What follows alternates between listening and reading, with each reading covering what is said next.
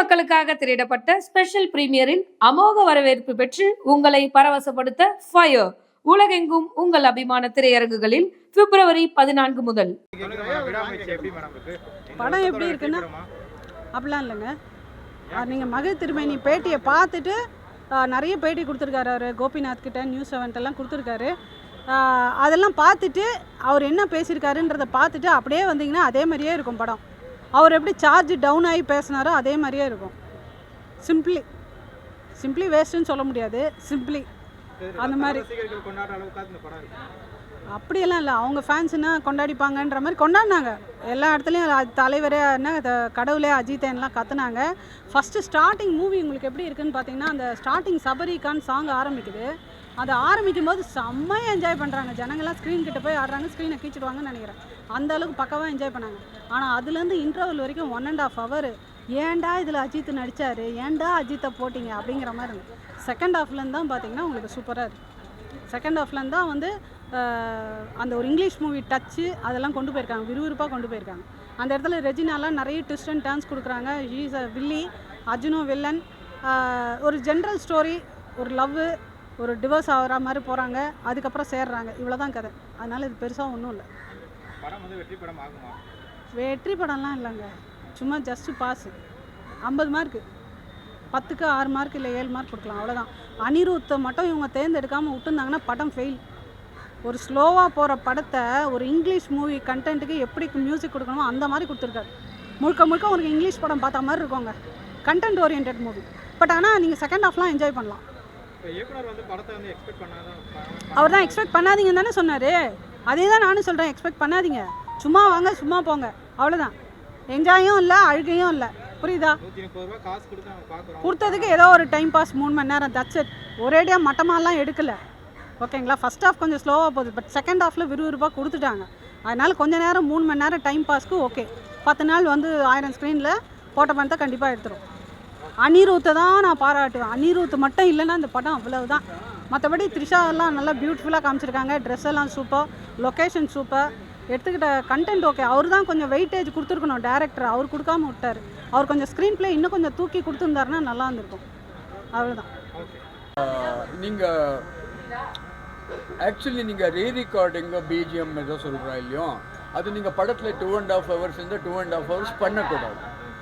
ஒரு ஹையஸ்ட் ஒரு 40 minutes பண்ணோம். இப்போ இந்த படத்தில் என்ன ஆகுதுன்ட்டா, டயலாக் என்ன நடந்துட்டு இருந்தால் பீப்புள் ஆர் வாக்கிங், அதில் டயலாக் இல்லை, இன்னொரு சீனு, லாங் ஷாட்டு, அந்த மாதிரி டைமில் நீங்கள் according to the situation re-recording BGM use பண்ண தவிர, இங்கே பிஜிஎம்மும் டைலாகோட ஜாஸ்தி சவுண்ட் இருக்குது. அது டெக்னிக்கல் ஃபால்ட்டும் என்னன்னு தெரியல. என்கிட்ட சவுண்ட் இன்ஜினியர்ஸ் அதெல்லாம் பார்க்கணும். இப்போ டைலாக் நமக்கு ஒருத்தர் பேசுகிறாங்கன்ட்டு அந்த என்ன டைலாக் சவுண்ட் இருக்கோ அதில் ஓன்லி 100க்கு 10% தான் பிஜிஎம் இருக்குது. நமக்கு பிஜிஎம்மும் டைலாகோட மேலே சவுண்ட் வந்துட்டுருக்கு. அதனால் we don't know what they're talking about. இது நிறைய படத்தில் நடந்துகிட்ருக்கு.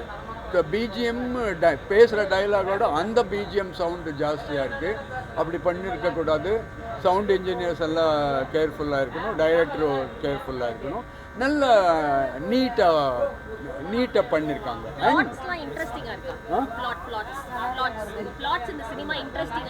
அதுப்பா it's a Hollywood film call breakdown. அந்த கதை அப்படியே எடுத்துருக்கோம். ஏதோ கொஞ்சம் சேஞ்சஸ் இருக்குல்ல, நான் ட்ரெய்லர் தான் பார்த்தேன். அண்ட் இந்த படம் அசர்பைஜான்ல ஷூட் பண்ணுறேன்னு சொல்கிறாரு. நமக்கு அசர்பைஜான் என்னே தெரியாது படத்தில். அங்கே இருக்கிற லொக்கேஷன் எல்லாம் பார்த்தா நைவேலி, செங்கல்பேட்டு, சித்ரதுர்கா, கர்நாடகா, சோழவரம், இதுக்குள்ளே எடுத்துருக்கலாம். நமக்கு Azerbaijan the lovely culture of dance and music. அவங்க லைவை நான் பார்த்துருக்கேன் சென்னையில், இங்கே பர்ஃபார்ம் பண்ணதெல்லாம். அந்த மாதிரி அவங்களது அட்லீஸ்ட் அந்த இது வந்துச்சு இல்லையா, பார் சீன், அதில் எங்கேயானா யூஸ் பண்ணியிருக்கலாம். அப்போ கேரக்டர்ஸ் எல்லாம் ரொம்ப சஸ்பென்ஸாக இருக்காங்க. ஒரு ஓல்டு மேன் உட்காந்துருப்பான், உனக்கு தான் ஃபோன் வந்திருக்குன்னு சொல்கிறான், அவன் கதையில் ஒரு கேரக்டர் ஆகிடுவான். அந்த மாதிரி நிறைய கேரக்டர்ஸ் நல்லா டெவலப் ஆகிருக்கு. த்ரிஷாக்கு வேலை கிடையாது.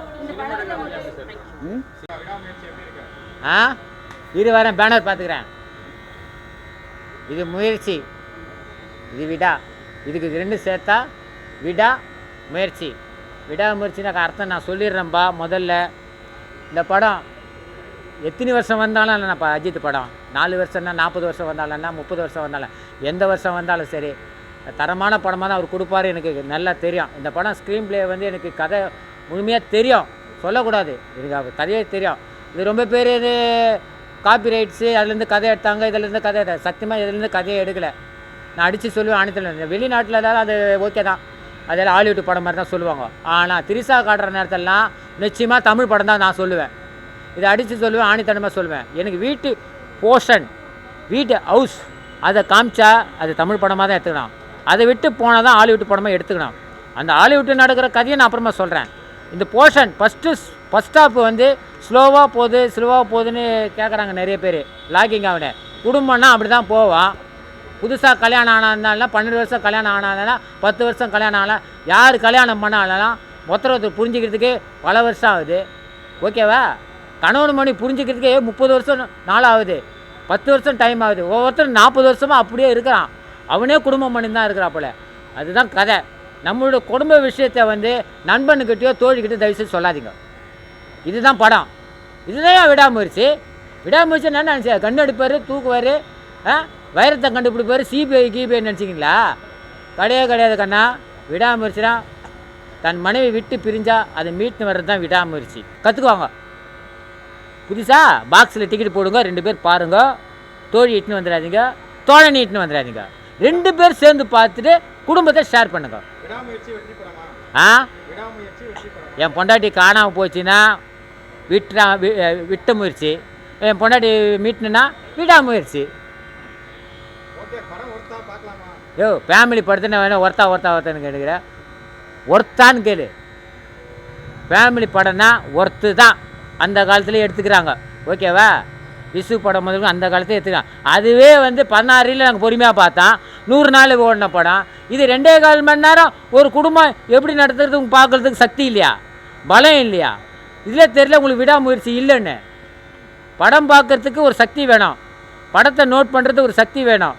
எல்லாத்தையும் நோட் பண்ணி இதுதான் கதைன்னு, அதுதான் விடாமுயற்சி. வெளிநாட்டில் நீ சம்பாதிக்க போனாலும் சரி, அது யூத்தாக இருந்தாலும் பூத்தாக இருந்தாலும் யாராக இருந்தாலும் சரி, 2K கிக்ஸு 90 கிக்ஸு 80 எவன் இருந்தாலும் சரி, மனைவி கிட்ட டச்சில் இருங்க, குழந்தைகிட்ட டச்சில் இல்லைன்னா இன்னொருத்தன் டச் பண்ணி போயிடுவான். இதுதான் மெசேஜ், இதுதான் மார்க்கு. இதான் என் மார்க்கு. யோ நீ கேட்குறது 1 5% எல்லாம் இதுதான் 100க்கு 100, இதுதான் 1000. மனைவி கிட்ட எப்பவுமே தொடர்புலேயே இருங்க. எந்த நாட்டில் சம்பாதிச்சாலும் அம்மா எப்படி இருக்குது, பிள்ளைங்க இருக்குதா, காலேஜ் போகுதுங்களா, ஸ்கூலுக்கு போகுதுங்களா, சாப்பிட்டுச்சிங்களா, தூங்குச்சிங்களான்னு கேளியா, கேளு. இதுதான் விடாமுயற்சி. வணக்கம் PS. அந்த கதையை கணவன் மனைவிக்குள்ளே இந்த பேர் சும்மா லைட்டாக தான், அவ்வளோதான். அது ஃபேமிலி படம், அவ்வளோதான். ஓகேவா? ரொம்ப வேணாம் கண்ணத்தமாக சுத்தமாக கேட்கலாம், கதைலாம் இல்லை. ரொம்ப அது ஃபேமிலி ஒருத்தருக்கு புரிஞ்சிக்குது, அவ்வளோதான். இதை மைண்ட் செட்டில் வச்சாவே எல்லா குடும்பம் நல்லா தான் இருக்கும். என்ன தான் வெளிநாட்டில் நீ சம்பாதிக்க போனாலும் ஃபோனில் மனைவி கிட்ட டச்சிலே இருங்க, இல்லைன்னா டச் பண்ணி போயிடுவான். இதுதான் மெசேஜ்.